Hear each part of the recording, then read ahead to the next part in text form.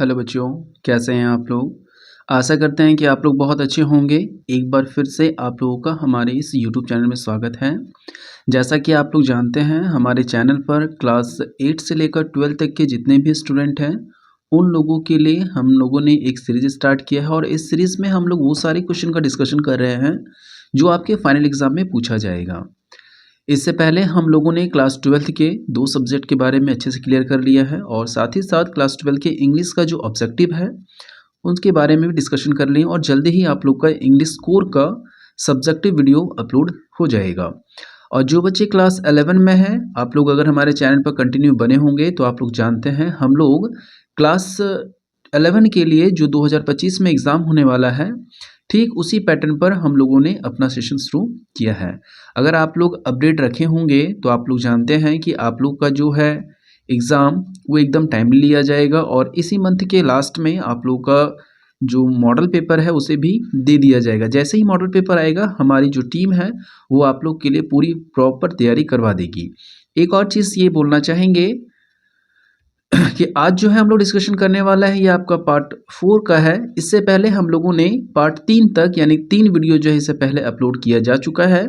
अगर आप लोग में से नहीं देखे होंगे तो इस वीडियो के डिस्क्रिप्शन पे आप जाके देख सकते हैं, या तो फिर आप हमारे प्लेलिस्ट पर चले जाइए, आपको वहाँ से दिख जाएगा। वापस से हम आपको कुछ रिमाइंड करवा देते हैं। 5 वीडियो जो है वो प्रीवियस ईयर में कराए थे, क्योंकि देखिए आप लोग का इस साल का क्वेश्चन पैटर्न यानी एग्ज़ाम का जो पैटर्न है वो और पिछले बार का जो एग्ज़ाम पैटर्न, दोनों काफ़ी हद तक सिमिलर है, मैंने सेम ही पूछा जाएगा। सेम क्या है कि 40 नंबर का जो है आप लोग का ऑब्जेक्टिव सवाल ही पूछा जाएगा। तो प्रीवियस ईयर में जो क्वेश्चन कराया गया था वो भी इम्पॉर्टेंट है और इस बार जो कराया जा रहा है वो भी इम्पॉर्टेंट है। तो आपको इस वीडियो के डिस्क्रिप्शन में प्रीवियस ईयर का जो क्वेश्चन है उसका जो प्लेलिस्ट है उसका लिंक मिल जाएगा, आप वहां से जाकर भी देख लीजिएगा। और साथ ही साथ इसमें हम लोग जो 3 वीडियो भी अपलोड किए हैं वो भी आपको इसी वीडियो के डिस्क्रिप्शन पे मिल जाएगा, तो आप जाकर प्लीज़ सारा देख लीजिएगा। और एक चीज़ का श्योरिटी रखिएगा कि ये जो यहाँ पे 5 सेट और प्रीवियस ईयर में 5 सेट कराए थे, ये 10 सेट कर लेने से आपको हिस्ट्री में से कोई भी प्रॉब्लम नहीं होगा और आपका 90% से अबव क्वेश्चन जो है आपको यहीं से मिल जाएगा। तो आशा करते हैं कि आप लोग को वीडियो पसंद आएगा। चलिए इसको स्टार्ट करते हैं, ठीक है। पहला क्वेश्चन पे आते हैं। देखिए इसी तरह से आपको क्वेश्चन पैटर्न रहेगा, बस यहाँ पे जनरल इंट्रोडक्शन रहेगा। जैसे कि झारखंड अद्यमित परिषद रांची के द्वारा क्लास 11 का एग्जामिनेशन जो 2025 में होने वाला है, ये क्लास 11 का हिस्ट्री का है और ये आपका सेट 4 आज डिस्कशन करने वाले हैं। अगर आप लोग पैटर्न नहीं देखे हैं तो इससे पहले वाला वीडियो में आप देख लीजिएगा, आपको उसमें पैटर्न पूरी तरह से समझ में आ जाएगा। चलिए स्टार्ट करते हैं। ये सारा का सारा जो क्वेश्चन है बहुत इंपॉर्टेंट है। हम वापस से बोलना चाहेंगे कि इसमें जितना भी क्वेश्चन कराएंगे, यहाँ तक जो 5 सेट कराने वाले हैं ये 5 सेट और प्रीवियस ईयर में जो 5 सेट कराए थे वो ये टोटल 10 सेट में से आपका इससे बाहर नहीं पूछेगा। ये हमारे चैनल की गारंटी है, आप इसे ज़रूर एक बार देखिएगा। ज़्यादा नहीं, 10 से 15 मिनट का वीडियो है। अगर आप एक बार अच्छे से देख लेते हैं तो इससे बाहर आपको कोई भी सवाल नहीं पूछा जाएगा और आप अच्छे से एग्जाम में स्कोर कर सकते हैं। तो अभी बहुत कम समय बचा हुआ है, आप लोग अपने अपने पढ़ाई पर ध्यान ज़रूर दीजिएगा, ठीक है।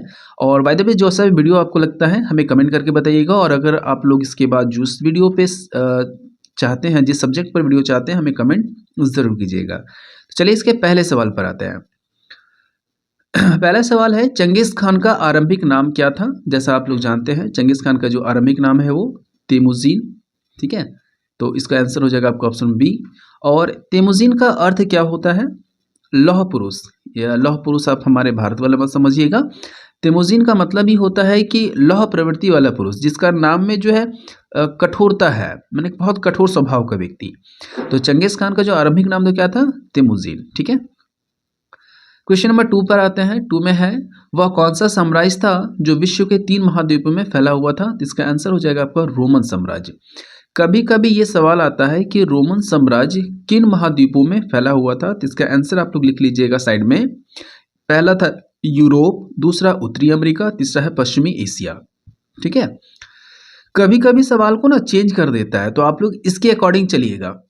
तो क्वेश्चन है कि वह कौन सा साम्राज्य था जो 3 महाद्वीपों में फैला हुआ था। तो इसका आंसर हो जाएगा रोमन साम्राज्य। कभी कभी ये पूछता है कि वह कौन कौन सा साम्राज्य था, तो इसमें आप लोग लिख लीजिएगा। पहला क्या बोले, यूरोप, दूसरा है उत्तरी अफ्रीका और तीसरा है पश्चिमी एशिया, ठीक है। कॉपी में आप लोग नोट करके लिख लीजिएगा।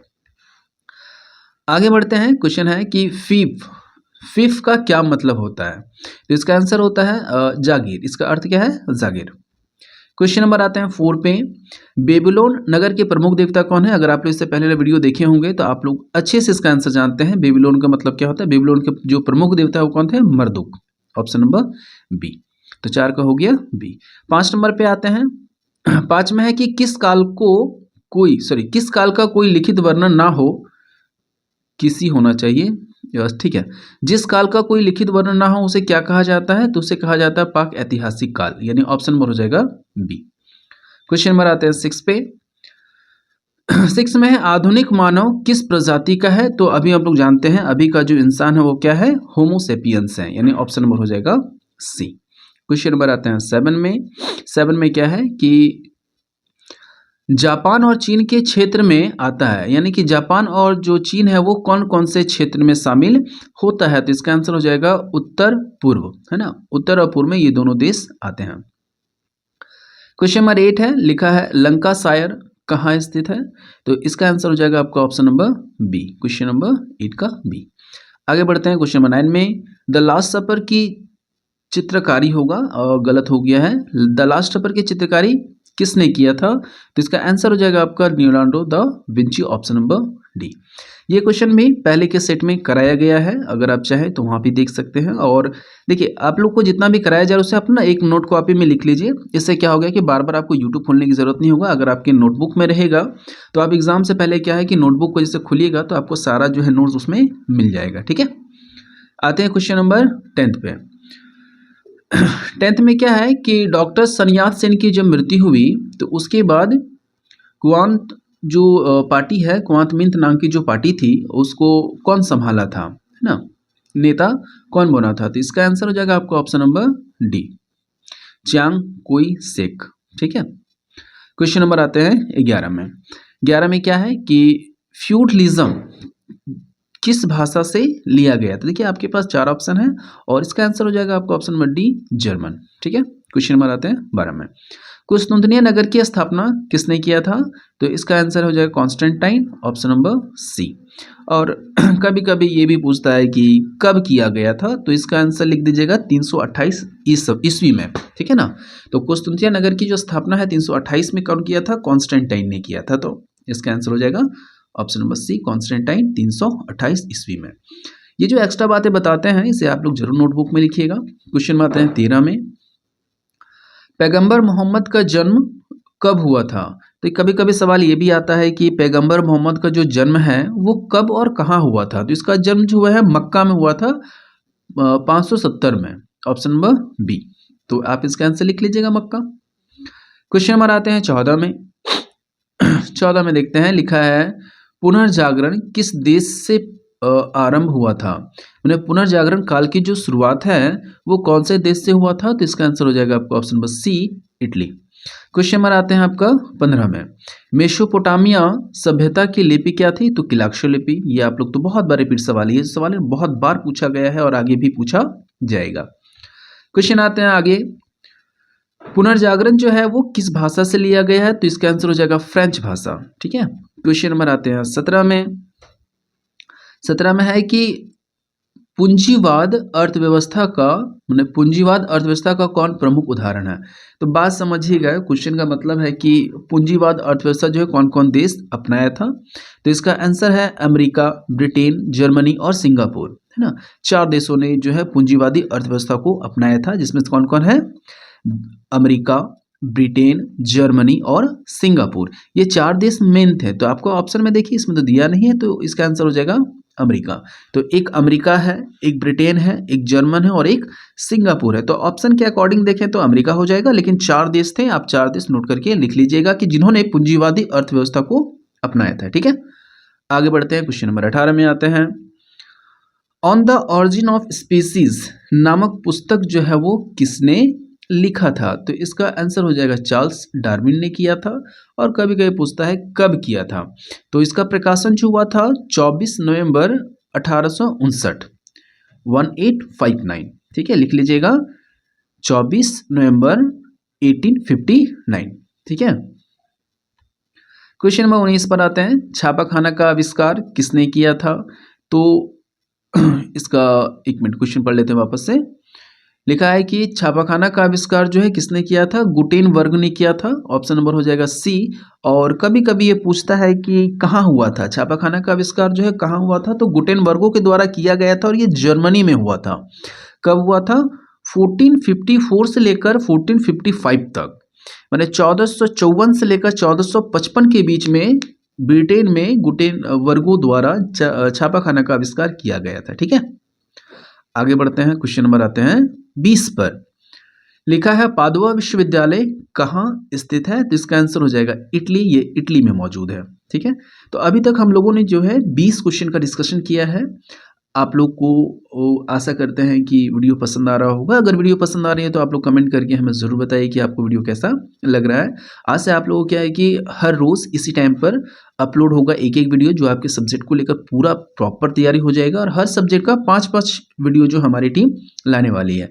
और इससे आप गारंटी रखिए कि आपको यहाँ पर जितना कराया जाएगा, इससे बाहर आपके एग्ज़ाम में कुछ भी नहीं पूछा जाएगा। तो आप हमारे साथ बने रहिए और साथ ही साथ वीडियो को कंटिन्यू करते हैं। आगे देखते हैं, क्वेश्चन नंबर आते हैं 21 में। लिखा है जापान में पहली बार महिलाओं को मतदान यानी वोट देने का अधिकार जो है कब मिला था, तो 1946 में मिला था। आगे बढ़ते हैं, क्वेश्चन नंबर आते हैं 22 पे। औद्योगिक क्रांति शब्द का प्रयोग किस विद्वान ने पहली बार किया था, यानी कि जो औद्योगिक शब्द है, यानी कि औद्योगिक क्रांति शब्द का जो प्रयोग है सबसे पहले किसने किया था, मैक्स वेबर ने किया था। ऑप्शन नंबर हो जाएगा सी। तो 22 का हो गया आपका, सॉरी सी नहीं होगा, टायरबन ने किया था, ऑप्शन नंबर 1 होगा। और नॉट टाइबनी ने किया था, ऑप्शन नंबर 1। ठीक है, इसको ठीक कर लेना। 22 का हो जाएगा ए। क्वेश्चन नंबर आते हैं 23 में। तुर्कों ने कुस्तुनतुनिया पर विजय कब प्राप्त किया था, कब हासिल किया था, तो इसका आंसर हो जाएगा आपका ऑप्शन के अकॉर्डिंग 1950, सॉरी ऑप्शन नंबर हो जाएगा आपका बी, 1453। ठीक है, कभी कभी इसका पूरा डेट भी पूछता है, तो पूरा डेट आप लिखिएगा 29 मई। ठीक है, 29 मई में इसका हुआ था 1453 में। ठीक है, चलिए देखते हैं, आगे देखते हैं। लिखा है कुस्तुनतिया ने विजय तुर्कों ने कुस्तुनतिया पर विजय कब प्राप्त किया था, तो 29 मई को किया था और डेट कौन है 1453। आगे बढ़ते हैं, क्वेश्चन नंबर आते हैं 24 में। रोम नदी के तट पर स्थित है, तो रोम नदी के तट पर क्या स्थित है, टाइबन नदी, ऑप्शन नंबर हो जाएगा बी। आगे है पुरुष भिक्षु को क्या कहा जाता है, तो इसका आंसर हो जाएगा मोंक। ठीक है, आगे बढ़ते हैं, क्वेश्चन नंबर आते हैं 26 पे।